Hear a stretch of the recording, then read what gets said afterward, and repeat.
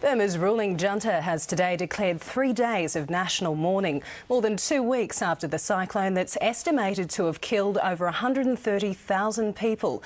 But while they appear to have softened their stance on allowing in outside help, there's still grave doubt tonight on how far the generals will go towards allowing in more foreign aid workers. Aid agencies have cautiously welcomed the latest developments, but at the same time there's more stark evidence of the desperate plight of the Burmese people. Graphic evidence, if any was needed, of the desperation of the Burmese people. These pictures, shot by the Democratic Voice of Burma, one of the few outlets for non-censored vision from the country. The aid workers said they had to bribe army officials before being allowed to travel through this township. And these scenes are from near Rangoon, some distance from the worst hit areas.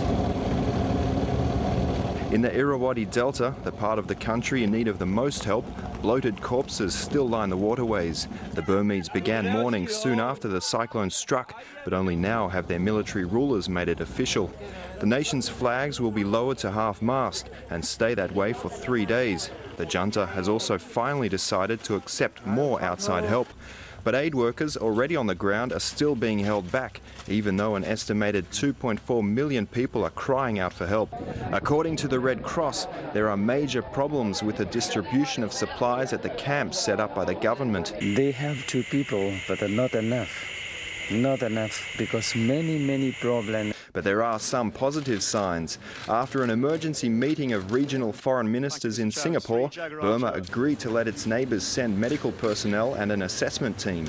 We will establish a mechanism quickly so that aid from countries all over the world can flow into Myanmar in a way which doesn't politicize the aid. Burma's state-run media, meanwhile, has lashed out at critics of the regime's response to the disaster. More pictures have been released showing reclusive ruler General Tan Shui touring relief camps. The United Nations has also had problems getting in, although its humanitarian chief, John Holmes, was allowed to briefly tour the affected regions. The regime has made it clear it wants supplies, but not international aid workers. Even for ASEAN, viewed by the junta with less suspicion than Western countries, there are limits. There will not be an uncontrolled entry of foreign personnel into Myanmar. With their own relief efforts failing miserably, Burma's military rulers may see this concession as a way to keep their grip on power. Sergei Pianella, World News Australia.